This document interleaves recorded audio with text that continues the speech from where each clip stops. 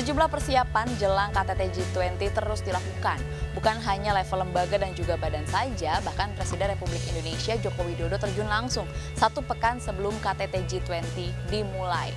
Dan memang kalau bicara soal persiapan, tentu saja salah satu yang harus dipersiapkan adalah jalur udara, laut, dan juga darat. Tentu saja salah satunya di ruangan saya berada saat ini merupakan bagian dari Bandara I Gusti Ngurah Rai, di tempat di mana para kepala negara akan bertemu untuk pertama kali yang baru saja ditinjau oleh Menteri Perhubungan. Lalu bagaimana kesiapan Indonesia dari jalur laut, darat, dan juga udaranya jelang KTT G20? Mari simak perbincangan dan wawancaranya bersama saya Dina Gurning dengan Menteri Perhubungan Republik Indonesia Budi Karya Sumadi di segmen Nation Hub.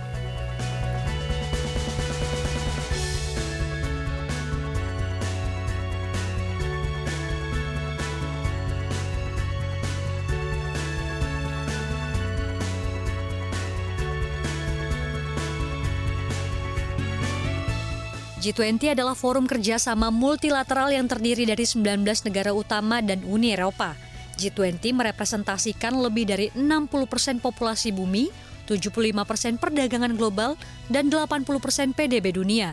Anggota G20 terdiri dari Afrika Selatan, Amerika Serikat, Arab Saudi, Argentina, Australia, Brazil, India, Indonesia, Inggris, Italia, Jepang, Jerman, Kanada, Meksiko, Republik Korea, Rusia, Prancis, China, Turki, dan Uni Eropa. Besarnya perhelatan mendatang membuat persiapan demi persiapan harus dilakukan dengan matang. Bahkan, Presiden Republik Indonesia Joko Widodo terjun langsung memantau persiapan sejak H-7. Ya, hari ini saya memastikan bahwa fasilitas-fasilitas yang ada di bandara ini berjalan dengan baik. Kita tadi coba bis listrik yang akan digunakan ini ada 3 bis listrik. Kalau terminal minggu yang lalu saya sudah lakukan upaya improvement dan sudah baik. Nah, hari ini saya mendetailkan apa yang di tempat di mana para kepala negara itu hadir dan mungkin bisa saja ada pertemuan dengan Bapak Presiden. Pada prinsipnya apa yang kita persiapkan sudah berjalan dengan baik sesuai dengan rencana. Nah, memang Pak Presiden sangat detail memberikan catatan-catatan ke kami agar apa yang ditampilkan pada bandara ini harus mencerminkan kearifan lokal, tapi dengan suatu nuansa modern.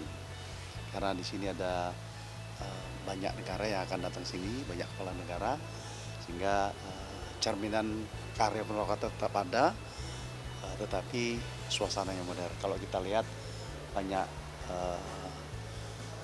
warna-warna putih di sini, bahkan lukisan yang tadinya berwarna kita buat soft ya, ukiran yang tadinya berwarna kita bikin soft, dan saya menghargai apa yang dilakukan oleh arsitek-arsitek Bali ya, dengan memberikan sentuhan-sentuhan lokal tetapi menunjukkan sesuatu yang modern.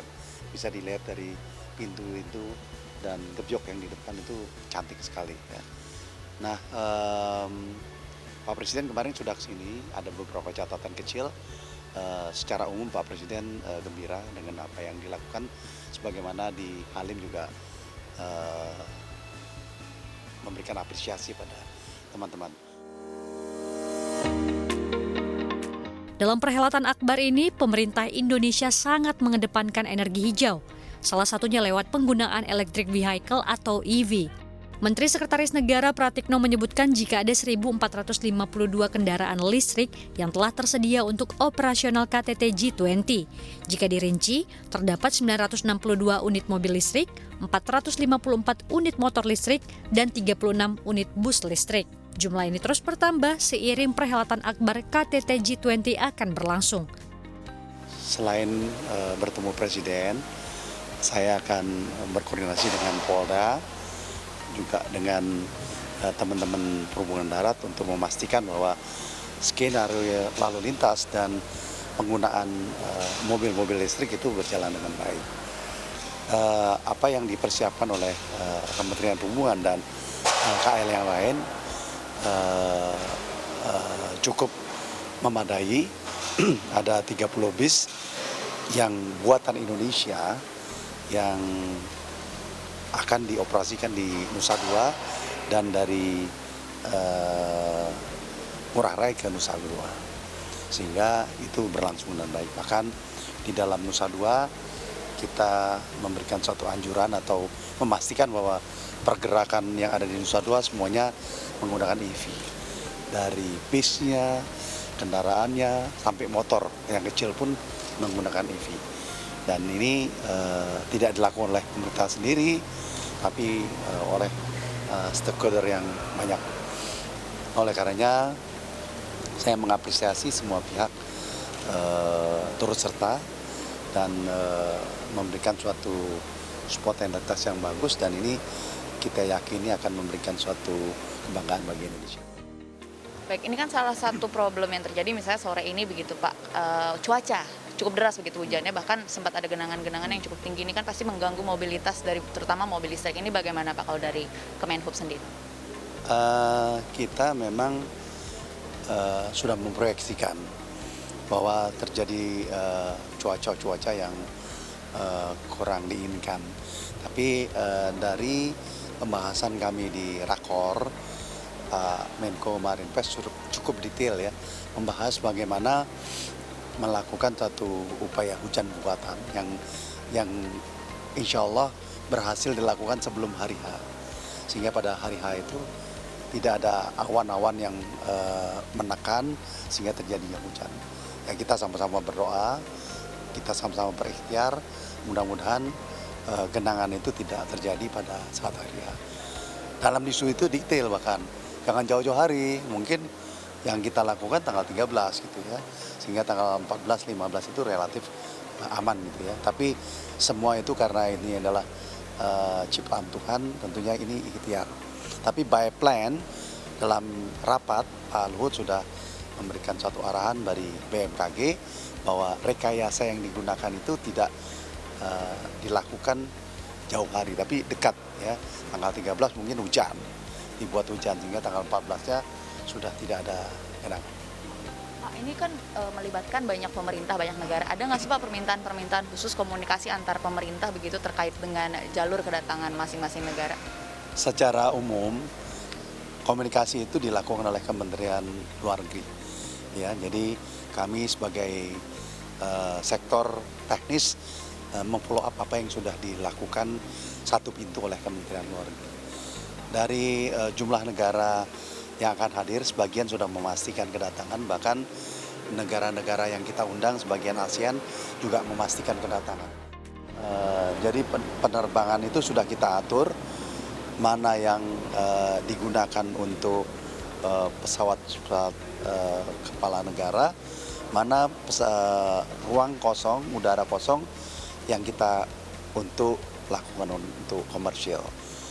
Kita memastikan bahwa ruang-ruang take off landing itu masih tetap diadakan untuk komersial. Bahkan secara kalkulatif dan kuantitatif kita juga sudah memplan bahwa jumlah take off landing ke Bali itu tidak berkurang. Yang terjadi adalah mungkin dipindahkan lebih malam dan lebih pagi.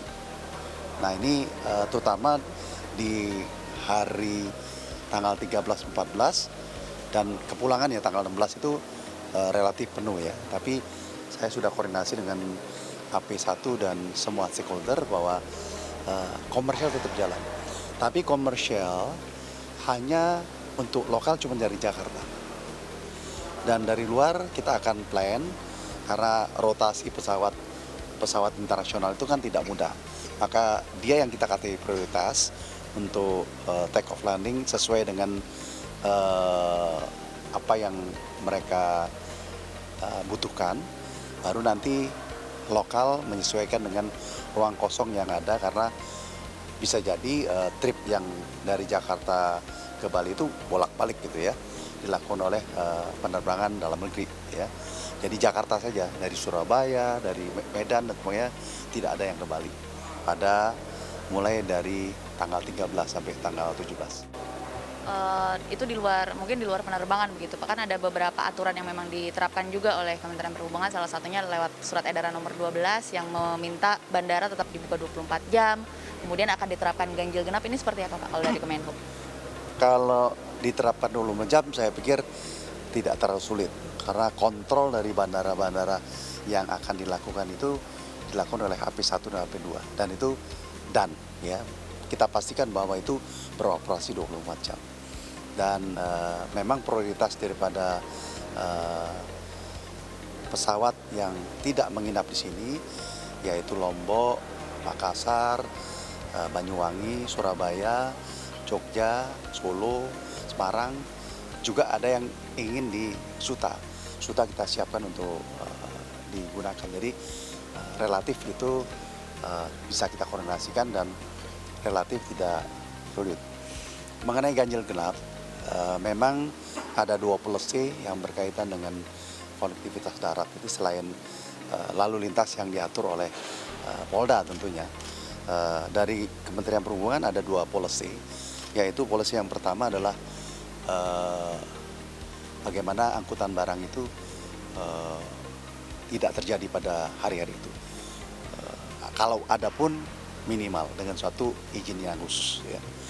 Dan ini pasti juga memberikan suatu ruang yang lebih baik untuk komunitas.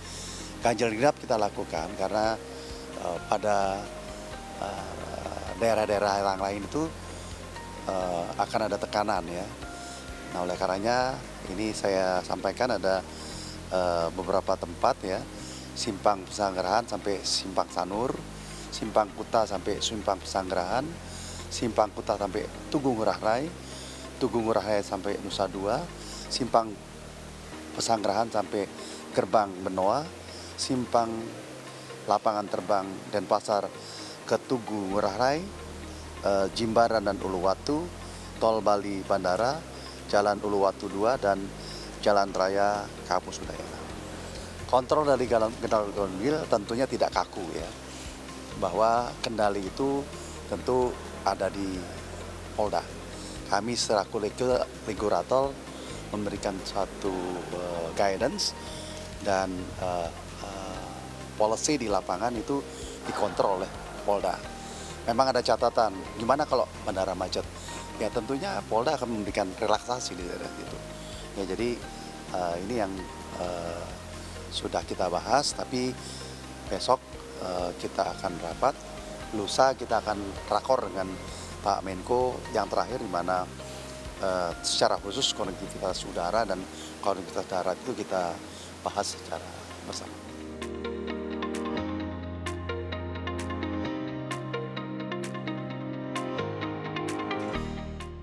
Bali mulai berbenah, berbagai pernak-pernik khas G20 pun mulai terpajang.